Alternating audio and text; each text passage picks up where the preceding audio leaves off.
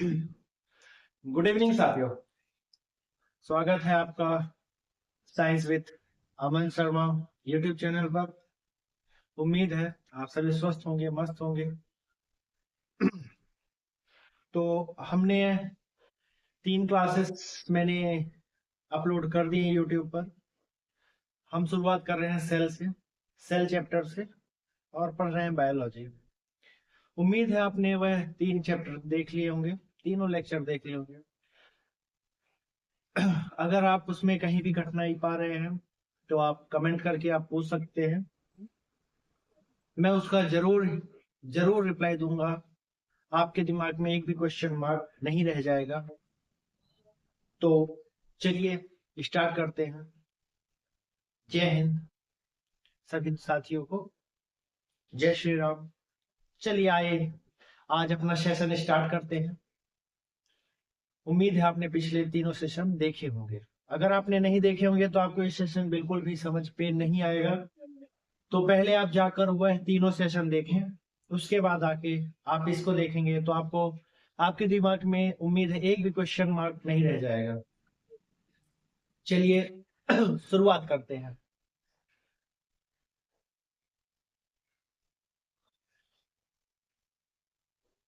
Shell cell एक अर्ध पारगम्य झिल्ली होती है। आप सोच रहे होंगे मैं लगातार तीनों लेक्चर इसको इसलिए ये बना रहा हूँ, बार बार लिख रहा हूँ। मैं इसलिए लिख रहा हूँ क्योंकि हर बार मैं कुछ नया सिखाने की कोशिश करता हूँ और आपको पता भी नहीं होगा चला होगा, लेकिन ये आपको याद हो गए होंगे इसके सारे। मैं ऐसी उम्मीद रखता हूँ अगर आपने प्रॉपर तीनों क्लासेस देखी हैं तो चलिए आप एक बार बताएंगे हमारे शरीर पे माइटोकॉन्ड्रिया, राइबोसोम प्रोटीन निर्माण, वैक्यूल्स जल का स्टोरेज, सेंट्रोसोम कोशिका विभाजन, उसके पास एंडोप्लाज्मिक रेक्टिकुलम जो कि हमारे मजबूती देता है, गोल्जी बॉडी, गोल्जी बॉडी के बाद लास्ट में आता है न्यूक्लियस, ब्रेन ऑफ सेल। तो कल हमने पढ़ा था, क्या कोई मुझे बता सकते हैं, किसी को याद है कि माइटोकॉन्ड्रिया की खोज किसने की थी? अगर नहीं पता तो आप पुरानी क्लास देख के आए। अल्टमैन,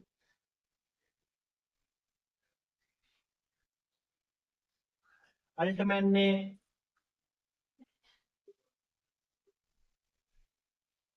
गैलीलियो गोल्जी ने गोल्जी बॉडी की खोज की थी और राइबोसोम की खोज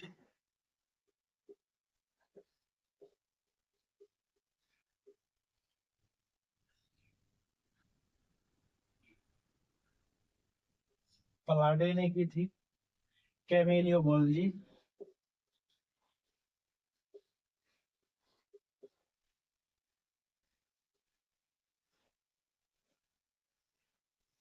कैमेलियो गोल्जी ने गोल्जी बॉडी की खोज की थी और न्यूक्लियस की खोज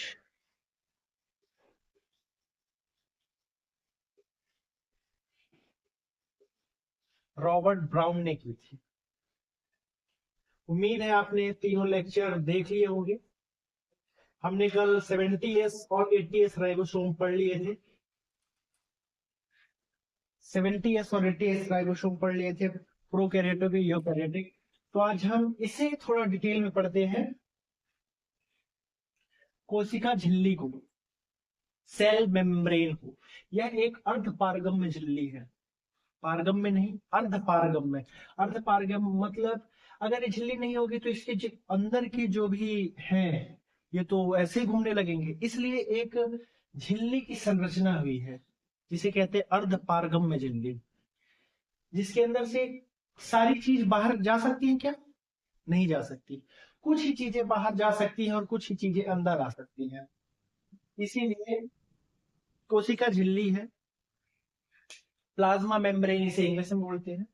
सेंट्रल मौजूद होता है न्यूक्लियस। न्यूक्लियस न्यूक्लियस के पास ब्रेन होता है, सॉरी ब्रेन ऑफ सेल होती है न्यूक्लियस, क्योंकि सारी इंफॉर्मेशन, जितनी भी इंफॉर्मेशन होती है सेल के अंदर, वो किसके पास होती है? न्यूक्लियस के पास होती है। तो न्यूक्लियस के अंदर क्रोमोसोम होते हैं, क्रोमोसोम होते हैं, क्रोमोसोम होते हैं। क्रोमोसोम कितने होते हैं? जोड़े में 23 क्रोमोसोम होते हैं। और अगर जोड़े में कितने क्रोमोसोम होते हैं? जी 23 क्रोमोसोम होते हैं।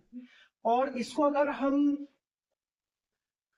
गिनती में देखें तो जोड़े में 23 है तो गिनती में 46 होते हैं। जोड़े में न्यूक्लियस के अंदर क्रोमोसोम होते हैं, क्रोमोसोम के अंदर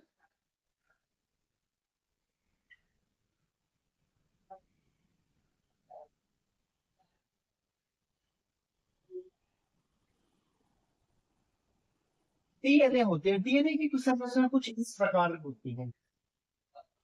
डीएनए की संरचना कुछ इस प्रकार होती है। और डीएनए के अंदर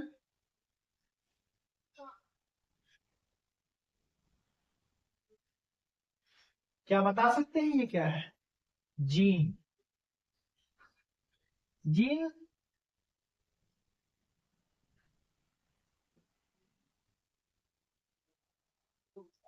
न्यूक्लियस के अंदर क्रोमोसोम होते हैं। क्रोमोसोम की जोड़ों में संख्या 23 होती है, गिनती में 46 होती है। क्रोमोसोम के अंदर डीएनए होता है, डीएनए के अंदर सारी इंफॉर्मेशन होती है, जैसे कि नक्शा। डीएनए नक्शा होता है, जैसे कि एक इंजीनियर होता है, इंजीनियर के पास नक्शा होता है कि कौन सा पिलर कहाँ पास होगा, कहाँ पास किचन होगा, कहाँ पास बाथरूम होगा, कहाँ पास बेडरूम होगा, कहाँ पास शीशा होगा, कहाँ पास दरवाजा होगा, कहाँ पास खिड़की होगी। उसके पास हर एक नक्शा होता है। उम्मीद आप समझ पा रहे होंगे। इंजीनियर के पास एक नक्शा होता है, उसके पूरा एक विधिवत उसके पास होता है कि यहाँ पास है पिलर होगा, यहाँ पास खिड़की होगी, यहाँ पास दरवाजा होगा, यहाँ पास जो भी सारी चीज की। वैसे ही डीएनए होता है। डीएनए में शरीर की सारी संरचना का एक मैप होता है, जैसे कि डीएनए में उंगली कहाँ है, नाक कहाँ होनी है, कान कहाँ है, कान कहाँ है, आंख कहाँ है, ऐसा। तो सारी डीएनए डीऑक्सी राइबोन्यूक्लिक एसिड। तो जीन किसके अंदर होता है? डीएनए। डीएनए किसके अंदर होता है? क्रोमोसोम। क्रोमोसोम के अंदर होता है न्यूक्लियस के अंदर क्रोमोसोम, क्रोमोसोम के अंदर डीएनए, डीएनए के अंदर जीन। तो नक्शा किसके पास पाया जाता है? नक्शा डीएनए के पास होता है। जैसे कि शरीर में कहा बिल्कुल फिक्स एक गिनती में सारी चीजें होती हैं, वो सारी चीजें किसको पता होती है? डीएनए। जैसे कि सारी चीजें। अब उसके बाद वापस से आते हैं, उम्मीद है आपने डीएनए समझ लिया होगा। उसके बाद आते हैं न्यूक्लियस में। अर्ध पारगम्य झिल्ली से बना हुआ सेल होता है, उसके अंदर ये सारे चीजें पाए जाते हैं। और इसमें सिर्फ और सिर्फ अगर हम इसमें पादप की बात करेंगे, पादप बोले तो पेड़ पौधे। पेड़ पौधे में सिर्फ एक चीज एक्स्ट्रा होती है,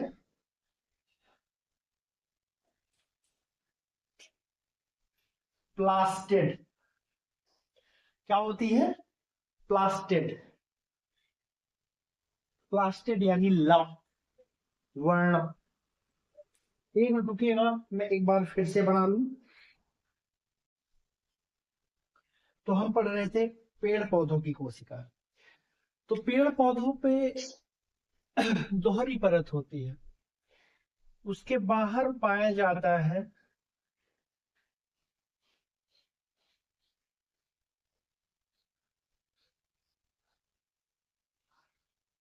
सेल वॉल क्या हमारे इंसानों मतलब जंतुओं के में सेल वॉल पाया जाता है? जी नहीं, यह सिर्फ पादप में पाया जाता है, और इसलिए पाया जाता है क्योंकि उसे एक अतिरिक्त सुरक्षा दे सके। सेल वॉल सिर्फ पादप में पाया जाता है। सेल वॉल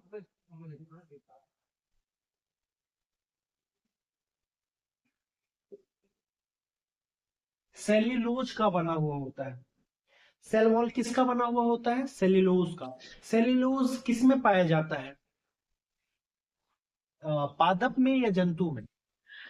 जन पादप में। पादप में या जंतु में? पादप में। पादप में सेल्यूलोज पाया जाता है। सेल्यूलोज एक, क्या पादप में इसको सेल वॉल भी बोलते हैं।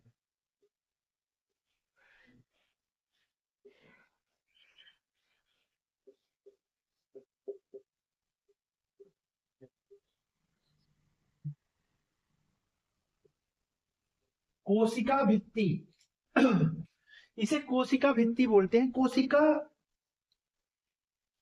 भित्ति सेल्यूलोज से बनी होती है।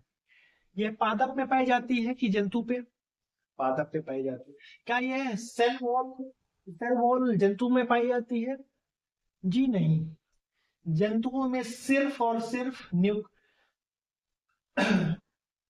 सेल वॉल नहीं पाया जाता जंतुओं में। ये सिर्फ पादपों में पाया जाता है सेल वॉल, क्योंकि उसे एक अतिरिक्त सुरक्षा देने के लिए। तो सेल्यूलोज का उपयोग किस में होता है?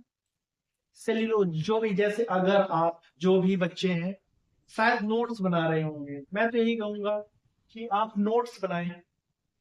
बिल्कुल नोट्स बनाएं। अगर नोट्स बना रहे तो आपके हाथ में जो रफ होगी या फिर जो भी कॉपी होगी, उसको आप पेपर आप टच करके देखिएगा। अगर वो सॉफ्ट है, बहुत ही ज्यादा वाइट है, बिल्कुल रंगीन है, तो वह बिल्कुल जो पेड़ होता है, पेड़ के अंदर की जो छाल होती है उससे बना हुआ है। और जो थोड़ा सा रफ टाइप का होता है वो बाहरी, वो सेल। जैसे कि इसे पेड़ को काटते हैं, काटने के बाद उसे बिल्कुल ग्राइंड करते हैं। उसके जो लकड़ी रहती है, लकड़ी के बुरादे को बिल्कुल बहुत ही महीन ग्राइंड किया जाता है। ग्राइंड करने के बाद फिर उसे सुखाया जाता है। उसके बाद उसमें फिर से पानी मिला के उसको बिल्कुल बहुत ही महीन ग्राइंड करते हैं। फिर कहाँ का वैक्यूल, कहाँ का माइट्रोकॉन्ड्रिया, कहाँ का सेल वॉल, कहाँ सेंट्रोसोम, कहाँ न्यूक्लियस, सब एक जैसे। उसे बार बार किया जाता है। फिर उसके बाद लास्ट में बचता है एक लुगदी। लुगदी जैसा बहुत ही चिपचिपा सा पदार्थ, एक सॉफ्ट सा पदार्थ। उसको फिर एक सांचे पे, उसे सांचे पे डाल के सुखा देंगे। सुखाने के बाद फिर उसे प्रॉपर शेप में काटेंगे। बिल्कुल पतली महीन से मशीन आती है कि कितने पतले में करना है, कितने मोटे में करना है।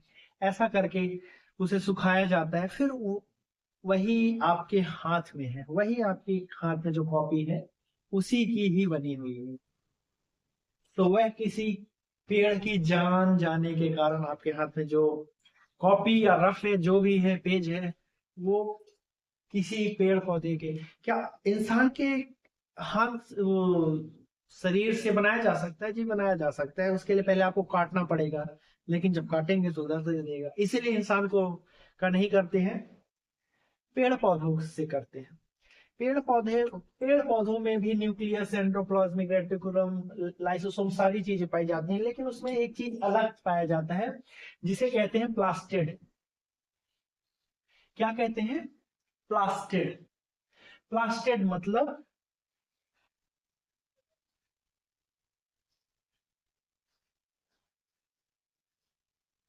लवक। प्लास्टिड मतलब लवक।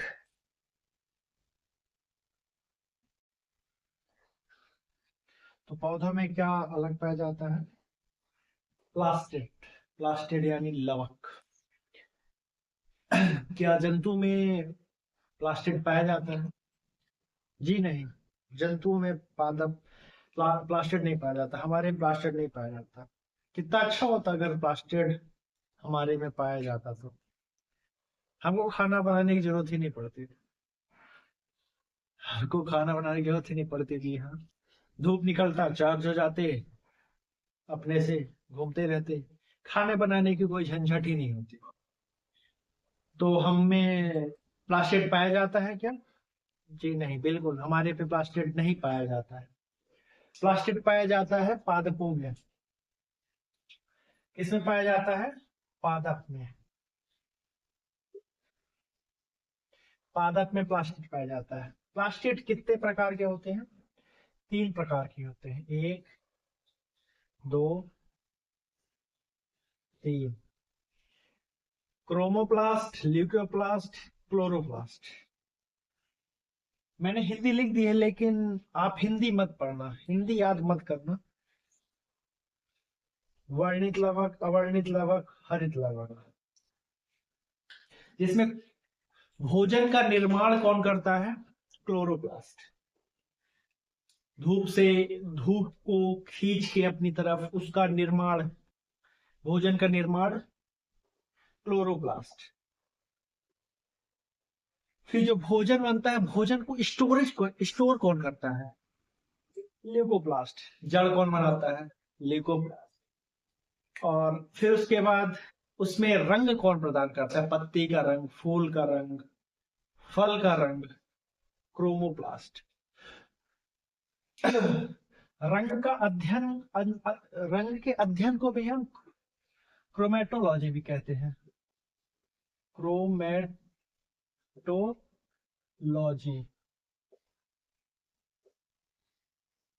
क्रोमेटोलॉजी हम रंग के अध्ययन को भी कहते हैं।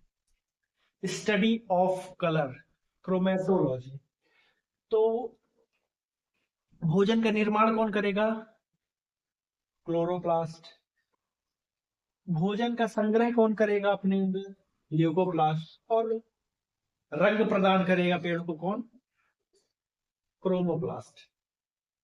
तो उम्मीद है, क्या प्लास्टिड हमारे अंदर पाया जाता है? नहीं, हमारे अंदर नहीं पाया जाता। प्लास्टिड सिर्फ और सिर्फ पादप में पाया जाता है, जंतु में प्लास्टिड नहीं पाया जाता है। तो आज के लिए बस इतना ही। कल हम एनिमल सेल और प्लांट सेल के बीच में डिफरेंस देखेंगे। तब तक के लिए जय हिंद, जय भारत, जय श्री राम, वंदे मातरम।